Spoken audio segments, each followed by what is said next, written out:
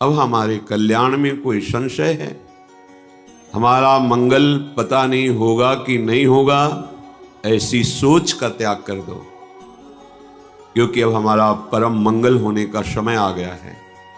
नहीं, हमें ये सौभाग्य न प्राप्त होता जो हमें लाडली जी की बिना किसी कारण, बिना किसी हेतु के ऐसी अपार कृपा का परिचय मिला है, अपार सुख देने वाले राधा नाम का परिचय मिला है, समस्त कर्म बंधनों को नष्ट करके दिव्य प्रेम प्रदान करने की सामर्थ्य वाले श्रीधाम वृंदावन का परिचय मिला है, महिमा सुनने को मिली है।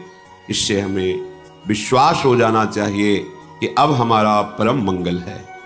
श्रीपाद प्रबोधानंद जी महाराज कह रहे हैं, देहेस्मिन्नति कुत्सुते त्यजत वृथाध्यासं यतः संस्मृति घोरा चिंतय चिदघनम निज वपुः सर्वं च वृंदावने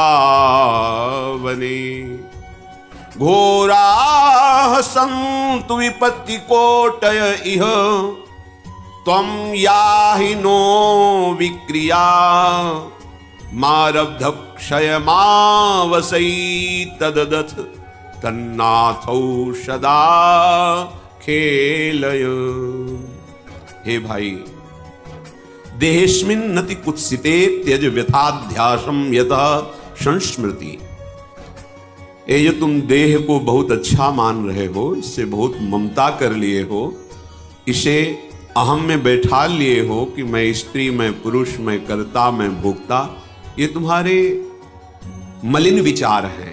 अज्ञान के द्वारा मलिनता हो जाने पर इस शरीर में अहम बुद्धि हो जाती है, मम बुद्धि हो जाती है। ये मैं शरीर हूं, शरीर मेरा है, ऐसी अहमता ममता हो जाती है।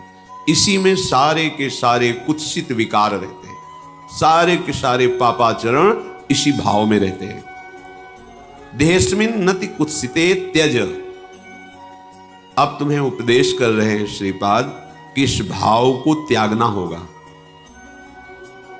देखो, कल किसी ने प्रश्न किया, ये ब्रह्मांड का सृजन, लय, ये सब, तुम हो कहां, तुम्हारी स्थिति कहां है? सुन सुना के, पढ़ पढ़ा के प्रश्न कर लेना या उत्तर दे लेना, ये अलग बातें हैं। अनुभूति करना, ये सबसे अलग बात है।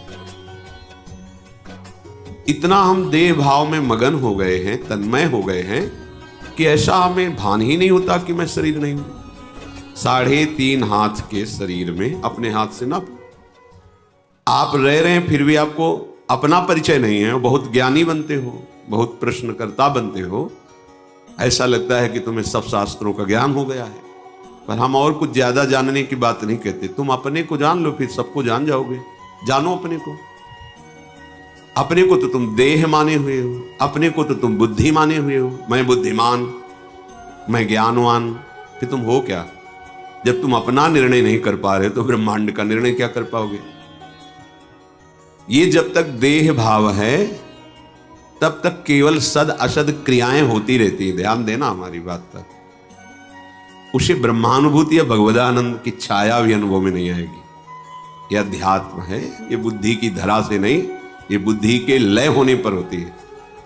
और जितना ऐसा बुद्धि की ही ये चालबाजी है, जब तक हमारी बुद्धि तत्व में लय नहीं हो जाती, ब्रह्म में नहीं हो जाती, भगवत में नहीं हो जाती, तब तक विशुद्ध ज्ञान, परम शांति, परम सुख, परमानंद, ये सब केवल बातों में रहता है, अनुभूति में नहीं आता। इसलिए आदेश करते हैं, यदि तुम्हें सत्संग मिला है तो कम से कम थोड़ा तो विचार करना शुरू करो कि इस शरीर में नहीं हूं। ये हमें शरीर सेवा के लिए मिला हुआ है, बिल्कुल परम सत्य बात है। ऐसी कमाई करो अच्छे कर्मों की और उनको प्रभु में समर्पित कर दो। ऐसा संकल्प करो जगत मंगल के लिए, भगवत सेवा के लिए, और उसको प्रभु को समर्पित कर दो। ऐसा स्वभाव बना लो कि सबका हित, सबका मंगल और भजन। जीवन मुक्त हो जाओगे। जो परम हंसों को परमानंद की अनुभूति होती है वो आपके हृदय में स्फुरित हो जाएगी। इतना आनंद कि फिर और कोई चाह नहीं रहेगी। जैसे कोई तुम्हें जबरदस्ती विष खवावे तो तुम्हें कैसा लगेगा? उसके प्रति तुम्हारी कैसी भावना बनेगी? ऐसे ही जिससे भगवदानंद की अनुभूति का अंदर भाव आने लगता है कि मुझे भगवत प्राप्ति करनी, भगवदानंद में डूबना है, तो उसे विषय भोग देने वाला अंदर से वैसे ही लगता है जैसे कोई तुम्हें विष खवावे तो कैसा लगेगा। आप खाएंगे नहीं और बहुत ही उससे दूरी बनाने की इच्छा हो जाएगी। ऐसे ही इस मार्ग के पथिक के हृदय में ऐसी भावना होती है। त्याजी वास्तविक हृदय से कहता हूं, जिसे तुम सुख समझ रहे हो, जिसे अपने लोग सुख समझ रहे हैं भोगों को, ये केवल फसाव है, माया का एक भुलावा है, उसमें सुख नहीं है। सुख देखना है तो एक बार इस जन्म में निश्चय करो। इसी भुलावे सुख में आपने अनंत जन्म व्यतीत किए, पर अभी तक आपके हाथ कुछ नहीं लगा। एक बार बात मान लो और ये जन्म प्रभु को दे दो। अगर इस लोक और परलोक की कोई भी कामना तुम्हारी बकाया रह जाए तो हमें बताना, डूब जाओगे, परमानंद में डूब जाओगे। तुम्हें सोचना नहीं पड़ेगा, सोच खत्म हो जाएगी। बिना सोचे सब होगा जो तुम करके सोच के भी नहीं कर पा रहे हो। प्रसन्नात्मा न सोचती न कांक्षती, कैसी अद्भुत स्थिति। पर इसके लिए आपको ये छोड़ना पड़ेगा। ये जो कुत्सित शरीर में अहमता ममता, गंदी बातें देखना, सुनना, भोगना, ये छोड़ना होगा। क्योंकि इसको जब तक नहीं छोड़ोगे तो शरीर भाव तुम्हारा और पुष्ट होता रहेगा। शरीर भाव पुष्ट होता रहेगा तो जन्म मृत्यु, नाना प्रकार के दुख सुख ये आकर्षित करते रहेंगे। जहां आपने अधर्माचरण छोड़ा और भगवत चिंतन कर रहे हैं, आपका हृदय निर्मल होने लगेगा। तो ये शरीर अपने आप अलग दिखाई देगा। उसमें मैं शरीर नहीं हूं ऐसा चिंतन नहीं करना पड़ता, अपने आप ये अलग दिखाई देता है। मन बुद्धि अपने आप अलग दिखाई देते हैं, स्वभाव अपने आप अलग दिखाई देता है। और जब इन तीनों का बाध हो जाता है, स्थूल सूक्ष्म कारण, तो जो बचा वो अपना स्वरूप होता है। जब स्वरूप में तन्मय हुआ तो कुछ बचा ही नहीं, सब ब्रह्ममय हो जाता है। लगो, अनंत जन्म लगा दिए जहां तुम्हारे हाथ कुछ नहीं लगा। एक बार प्रार्थना मान लो, सब कार्य करते हुए। हम ये नहीं कहते कि आप सब छोड़ करके किसी गुफा में चले जाओ, समय नहीं है। जहां हो वहीं रहते हैं। इतना समझ लो कि ये देह तुम्हारी तत्रापि क्षणभंगु रहा है, दुर्लभ, पर कभी भी नष्ट हो सकती है। किसी भी उपाय से तुम इसे बचा नहीं सकते देह को, इसका नाश अवश्यंभावी है। तो इस देह के छूटते छूटते तुम ऐसी कमाई कर लो कि तुम्हें आगे दुख न देखना पड़े। जो अज्ञानी जन हैं, जिनको सत्संग प्राप्त नहीं है भगवत कृपा से, वो जब भागवतिक बातें सुनते हैं तो उनको विश्वास नहीं होता। क्यों? क्योंकि इतना असत आचरणों में वो लीन है कि ये बात भी उनको समझ में नहीं आती, बर्दाश्त नहीं होता कि इसको छोड़ करके भी कोई सुख है। और जबकि जिसे सुख कहते हैं वो इसके छोड़ने में ही है। त्यागात् शांति अनंतरम, सब शांति चाहते पर भोग के। और भगवान कह रहे जिन्होंने रचा है, त्यागात् शांति अनंतरम, त्याग करते ही शांति का प्रादुर्भाव हो जाता है। वो शांति जो किसी भी स्थिति में विचलित ना कर सके, उसका ज्ञान प्राप्त होता है इस शांति से। और उस ज्ञान से वो अपनी इंद्रियों को, मन को अंतर्मुख कर लेता है। फिर जो उसे स्वरूप बोध होता है, फिर वो परम शांति मचिरेणाधिगच्छति। आप कोई भी द्वंद्व, महाप्रलय भी उसके हृदय में दुख पैदा नहीं कर सकती। ये है सुख जिसका कभी नाश नहीं होता। इसी की प्राप्ति केवल इस मनुष्य शरीर से है और किसी शरीर से नहीं। ये सब तो आप खुद देख लो। पशु पक्षी भोग रहे हैं, पशु पक्षी नींद ले रहे हैं, आहार कर रहे हैं, उनको भी भय है। देखो, उनको भी बाल बच्चा पैदा करने की प्रक्रिया मालूम है, उनकी भी संतानें होती हैं, वो अपने भी संतान से प्यार करते हैं, वो भी मेहनत करके दाना पानी ला के अपने बच्चे का पोषण करते हैं। आप में और उनमें अंतर क्या रह गया? पशुओं में, पक्षियों में और आप में अंतर क्या रह गया जिसके लिए शास्त्र जय घोष करते, दुर्लभो मानुषो देहो, बड़ा दुर्लभ मनुष्य देह। ये दुर्लभता है कि वो शरीर राग और भोग राग त्याग करके परमात्म चिंतन नहीं कर सकते। आप कर सकते हो, आप परमानंद की अनुभूति कर सकते हो। ये क्षुद्र ओंस कणों से प्यास नहीं बुझेगी। एक बार हिम्मत करके इस दलदल से निकलने की चेष्टा करो। तुम्हारे अंदर है सामर्थ्य, तुम अपनी सामर्थ्य को सत्संग के द्वारा जगाओ और दुष्ट इंद्रिय और मन पर संयम करके इनको वापस करो, हृदय देश में लाओ। ये घर से बाहर भटकते रहेंगे, कुछ हाथ नहीं लगेगा। मना खष्टान इंद्रियाणि प्रकृति स्थानी करसती, ये घसीटते चले जाएंगे जहां अंत नहीं। ऐसी माया में लौटा लो।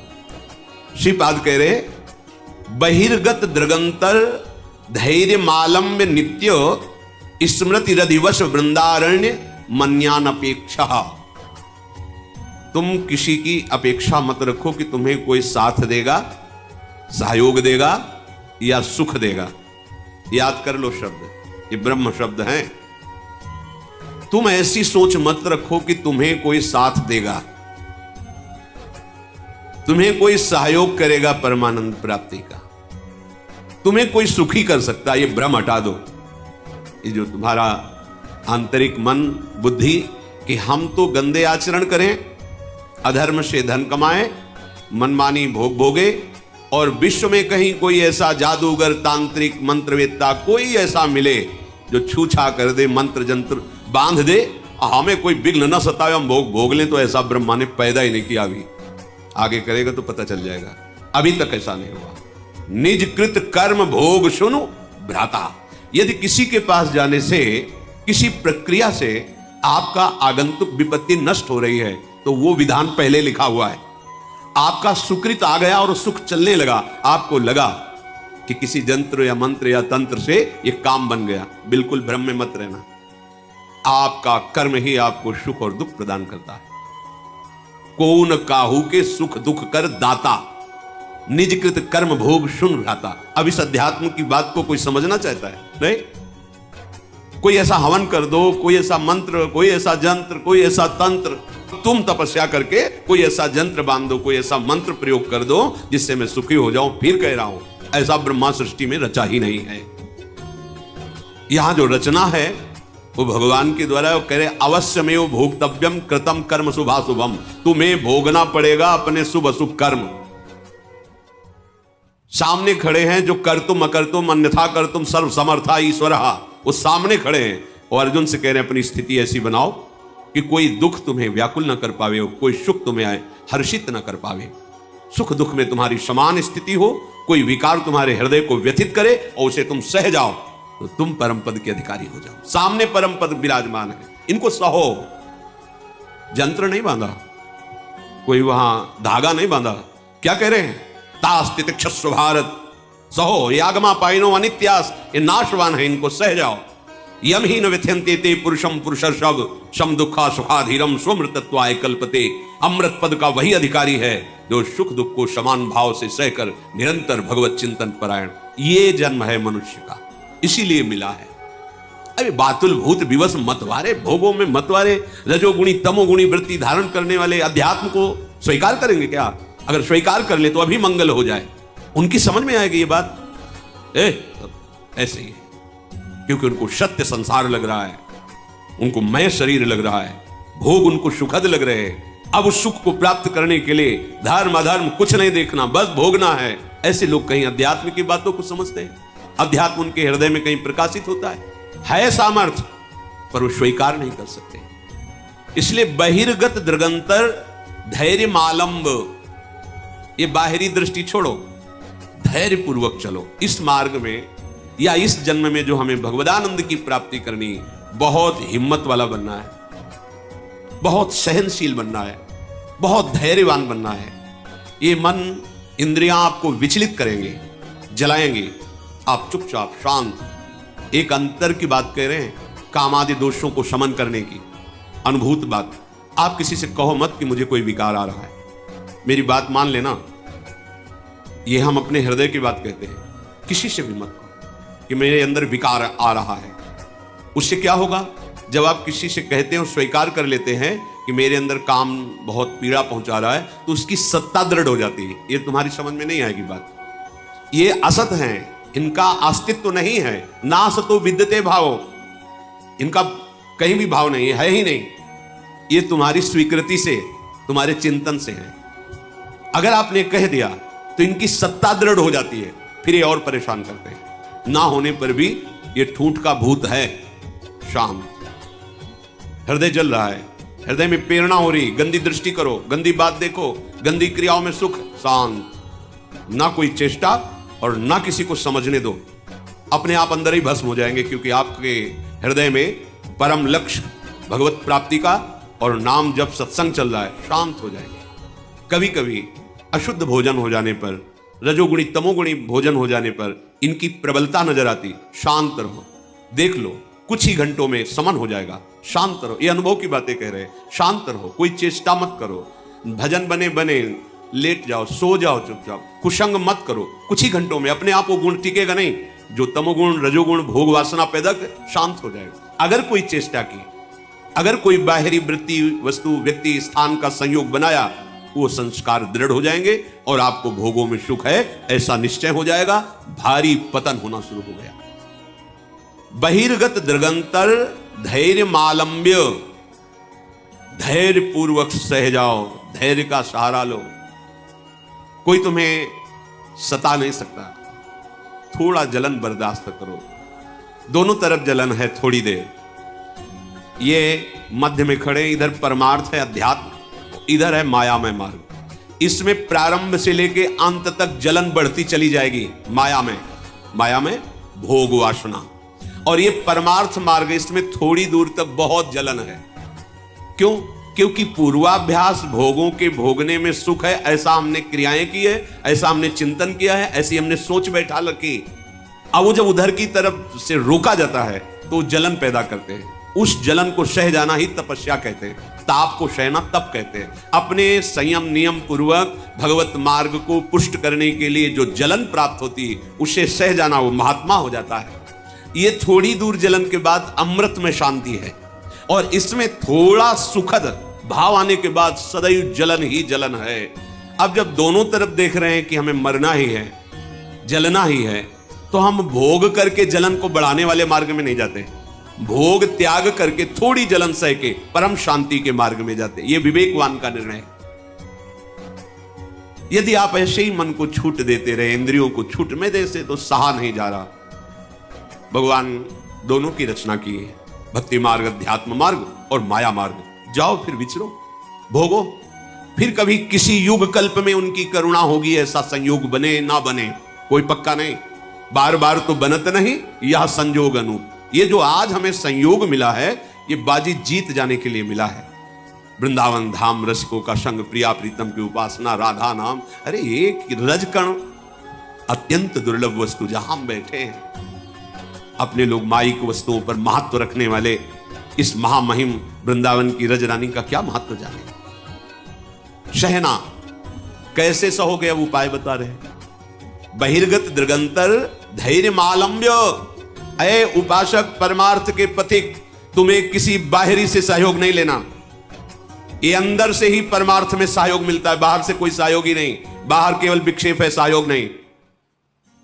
पक्का ये हमारे दोस्त हैं, परमार्थ में सहयोग करेंगे, इतना चिंतन होना ही विक्षेप हो गया। अपने आराध्य देव से अन्य आश्रय नहीं, केवल हमारे साधन श्यामा श्याम, हमारे साध्य श्यामा श्याम। समझो, अध्यात्म को समझो। सब में भगवत बुद्धि, सबकी सेवा, सबकी अर्चना वंदना, कोई परेशानी नहीं। सहयोगी श्यामा श्याम। दूसरा, ये अंदर बैठा लो, बहुत निश्चिंत हो जाओगे। अब हमारे अंदर धैर्य आएगा, क्योंकि हमने बहुत बड़े का आश्रय लिया है। ये अंदर का विषय होता है। बहुत बहुत मंगलमयी बात। एक बार बकरियां चराने वाला बकरियों को जंगल में ले गया, तो एक हरी हरी पत्तियां चबाने में भूल गई अपने परिकर को, और उसका परिकर आगे बढ़ गया और संध्या हो गई। वो अन्य बकरियों को अपने घर ले गया।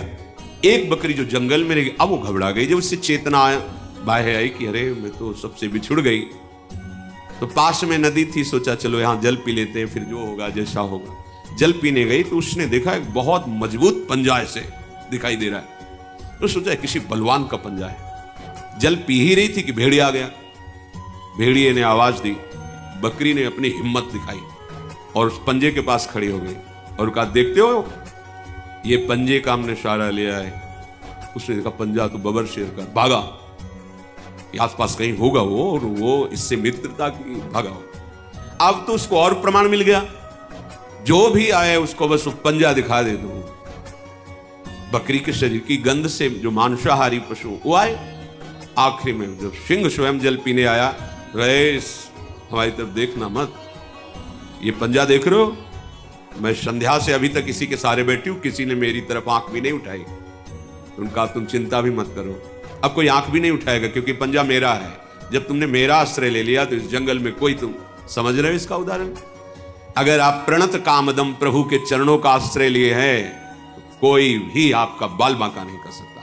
सबसे महाबली प्रभु श्री हरि के चरणारविंद है। विश्वास का मार्ग है ये, अगर विश्वास नहीं तो भटकना पड़ेगा। हित ध्रुव जो विश्वास है तब ही सुधरे बात, नातर माया पंथ में फिरे जो टक्कर खात। हर क्षण वो रक्षा करते हैं, हर क्षण हर पल, स्वप्न में भी दुख नहीं होने देते। एक दिन देखा स्वप्न में चारों तरफ से समुद्र उफान कर रहा है, भारी वर्षा हो रही, नगर डूबते चले जा रहे हैं, उनमें भी सब डूबते चले जा। अभी घबराहट पैदा हुई, स्वप्न है, घबराहट एकदम पैदा हुई। एक बालक इतना बड़ा अंगुली पकड़ता है, चलो हमें वो मार्ग पता है जहां ये समुद्र तुम्हें डुबो नहीं पाएगा, दौड़ो हमारे साथ। अचानक कैसे ऊंचे स्थान पर ले जाता है, अब बिल्कुल निश्चिंत रहो, यहां कोई भी पानी नहीं आ सकता। आग खुली एकदम, इतना डर। अगर देखो स्वप्न में भी डर नहीं पैदा होने देते, स्वप्न में भी दुख पैदा नहीं। शरणागत वत्सल भगवान, स्वप्न में भी दुख, फिर जागृत की क्या कहे, आश्रय लेके तो देखो। बहिर्गत दृगंतर धैर्य मालम्बो, सहारा लो किसका, प्रभु का, और धैर्य धारण करो, सहना सीख जाओ। कैसे आप सह पाओगे, इसके लिए उपाय नित्य स्मृति, नित्य निरंतर भगवान की स्मृति। ये बहुत बड़ी स्मरण, बहुत बड़ी उपलब्धि है। ये बाहरी साधनों की बातें नहीं कह रहे, स्मृति सिर्फ अंदर की बात होती है। माला जपना जप कहलाता है, बाहरी कष्ट सहना तप कहलाता है। साफ पवित्र क्रियाएं हैं, भागवतिक क्रियाएं हैं, शुभ क्रियाएं हैं, अशुभ क्रियाएं हैं, बहुत सब। यहां एक शब्द केवल बोला गया, श्रीपाद कह रहे नित्य स्मृति। गीता जी का फल भी अर्जुन को जो मिला तो नष्टो मोहा स्मृतिर लब्धा त्वत्प्रसादान्मयात्, ये स्मृति बहुत जोर की उपलब्धि है। मानो साधना का फल है अखंड स्मृति, बहुत बड़ी। यस्य स्मरण मात्रेण जन्म संसार बंधनात् विमुच्यते, जिनका स्मरण जन्म मरण से मुक्ति दिला देता है। हरि स्मृति सर्व विपद विमोक्षणम, कोई भी विपत्ति तुम्हें दुखी नहीं कर सकती, गिरा नहीं सकती, फंसा नहीं सकती, निराश नहीं कर सकती। कब, जब हरि स्मृति, हरि का स्मरण चल रहा है। और अगर हरि का स्मरण नहीं तो कोई भी संपत्ति तुम्हें सुखी नहीं कर सकती। शंकर साहस विष्णु अज तो ही सकहि न राखि राम कर द्रोही, कह हनुमंत विपति प्रभु सोई, जब तो सुमिरन भजन न हो। स्मृति रात दिन अपनी प्यारी जो प्यारे जो के नाम की स्मृति, रूप की स्मृति, लीला गुण की स्मृति, धाम की स्मृति, भगवत प्रेमी महात्माओं की स्मृति। जिनको नाम लेत दुख छूटत, सुख लूटत तिन संगति। जिनको नाम लेत दुख छूटत, सारे विघ्नों का नाश करने में समर्थ है प्रभु और प्रभु के प्रेमी जनों की स्मृति, नित्य स्मृति। इस पर ध्यान दो, यही तुमको सब सामर्थ्य देगी सहने की। हर समय मधुर मधुर स्मृति। नाम कितना मीठा, कितना रसमय, कितना सहज सरल, राधा राधा राधा। देखो जब कैसी अनुपम सामर्थ्य आपके हृदय में आती है। और ये केवल भावुकता का निर्णय नहीं है। पूज्य राधा बाबा महाराज ऐसे संत जो शास्त्र के एक अक्षर की भी कभी अवहेलना नहीं, एक अक्षर, पूरा श्लोक या शब्द तो बात जाने दो, शास्त्र प्रमाण से जो अपने जीवन को बांध के रखे वो महापुरुष। संन्यास से नाम में नाम, जुगल नाम से विश्राम भूमि राधा नाम। जब राधा नाम का परिचय जागृत हुआ तो बाबा सब भूल गए। संन्यास का मंत्र तो कीर्तन से ही रुकने लगा था गीता वाटिका में। भाई जी की कृपा से फिर जुगल नाम, और जुगल नाम की कृपा से राधा नाम, और राधा नाम की कृपा में ऐसे डूब गए, राधा राधा राधा राधा राधा राधा राधा। ऐसे ऐसे परम ज्ञानी महात्मा जो पूज्य श्री जयदयाल जी महाराज जब श्री कृष्ण स्वरूप का वर्णन किए तो उन्होंने कहा कि मेरी रुचि नहीं है। क्यों? ब्रह्म है मुझे पता है, पर ये स्वीकार करके माया को और रूप धारण किए हुए हम तो पर ब्रह्म परमात्मा तत्व की उपासना करते मुझे भाई एक बार भाई जी से मिलो कभी, हमें किसी से मिलने की आवश्यकता नहीं। संयोग बना तो वही कहां स्थित हो गए, राधा राधा राधा। और भाई जी के प्रति कैसी श्रद्धा कि जैसे अपने प्रेमी जन वृंदावन धाम की निष्ठा ले लेते, प्राण चाहे छूट जाए धाम नहीं छूटेगा, ऐसे उन्होंने भाई जी के शरीर के साथ का क्षेत्र संन्यास लिया। जहां भाई जी का शरीर वहीं राधा बाबा का शरीर, जहां उनकी चिता लगी वहीं टीन छवा के पूरा जीवन व्यतीत किया। राधा राधा राधा। क्या चला जाएगा? जो तुम्हें चाहिए वो सब कुछ आ जाएगा। आप विश्वास करके तो चलो। वृंदारण्य मन्यान अपेक्षा, किसी की अपेक्षा मत रखो। वृंदावन का आश्रय ले लो, ये राधा नाम में प्रीति करवा देगा। इसके सिवा और प्रीति हो भी नहीं सकती। अगर कोई राधा बोलता है, राधा सुनता है, राधा जपने की भावना रखता है तो वृंदावन धाम उस पर बरस गया है। रेश वृंदावनस्य यत्तन्नाम स्फुरति महिमा रेश वृंदावनस्य। ये जो राधा नाम स्फुरित हो रहा है ये वृंदावन की कृपा से हो रहा है। और राधा नाम की कृपा स्मृति में बदलेगी। स्मृति ये किया नहीं जाता, जब किया नहीं जाता वो स्वाभाविक चलता है। जैसे कोई दिल को मशला करे, एक आनंदमयी पीड़ा के साथ राधा राधा राधा राधा जपते जपते ऐसी अतृप्ति की अभी हमसे जब होता ही नहीं, वो भजन होता ही नहीं जो होना चाहिए। बार बार फिर रोना, फिर पुकारना, फिर उनके साथ विहरण करना, ये सब प्राप्त हो जाता है। तो देहस्मिन् नति कुत्सिते त्यज वृथाध्यासम यथा संस्मृति। ये देहाभिमान छोड़ो, ये बहुत गंदा देह है। भगवत प्राप्ति कर लो तो धन्य, और नहीं तो किसी काम का नहीं। यहां जितने भी श्रीधाम वृंदावन के उपासक वासी खगमृग पशु पंछी, ये सब चिदानंद हैं। हमारी दृष्टि पार्थिव इसलिए हम नहीं देख पा रहे हैं। घोरा चिंते चिदघनम निज बपु सर्वंच वृंदावने। यदि आप वृंदावन का आश्रय लेकर के इस शरीराभिमान को छोड़कर राधा राधा रटोगे तो निज बपु तुम अपने स्वरूप को प्राप्त हो जाओगे, जो बड़ा कठिन है स्वरूप में स्थित होना।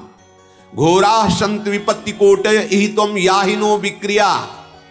विचलित मत होना, चाहे जितनी घोर विपत्ति आ जाए। अपनी उपासना को मत छोड़ना, अपने भाव को मत कम होने देना। ये माया का नाटक है, वो रच सकती है ऐसी विपत्ति, ऐसी दुखद परिस्थिति कि आप लोग को लगेगा, कहते थे नाम जप करो सब सुख मिल जाएगा। यहां तो सब सुख हमारे माने हुए लुट रहे हैं, क्योंकि तुम्हारे माने हुए हैं जिसका तुम भजन कर रहे हो। अब वो तुमको इन खिलौनों से हटाकर अपने साथ खिलाना चाहता है। अहो भाग, अब वो तुम्हें परम सुख में निमग्न करना चाहता है। तुम किसी भी विकार से विचलित मत होना, किसी भी विपत्ति से, चाहे कोटे करोड़ों विपत्ति आ जाए, विचलित मत होना। मारब्ध क्षय मावसई तदथ तन्नाथो सदा खेलये। तुम्हारे शरीर का रचा हुआ प्रारब्ध नाश हो रहा है। अब तुम्हारा वो शरीर तुम्हें अनुभव में आएगा जिसके तन्नाथो सदा खेले, अपने नाथ श्यामा श्याम के साथ सदा रहने को मिलेगा, खेलने को मिलेगा। उनके साथ हर क्षण हमारा व्यतीत होगा। सोचो कितना बड़ा लाभ हमें अपने प्राणाराध्य श्यामा श्याम के साथ रहने को मिलेगा। उनका उच्छिष्टामृत पान करते हुए उनकी लीला में महासुख में निमग्न, अनुमान भी नहीं कर सकते कि कैसा महासुख होगा। अरे जिनकी एक झलक पा जाए योगींद्र मुनींद्र तो उन्मत्त हो जाएं, उन प्रभु के साथ रहने को मिलेगा। बस हम जो सत्संग में सुन रहे हैं उसे विश्वास पूर्वक माने, अपने आचरण में उतारे, तो हमारे जीवन का निश्चित वो महासुख जो हम ढूंढ रहे हैं अनुभव में आ जाए।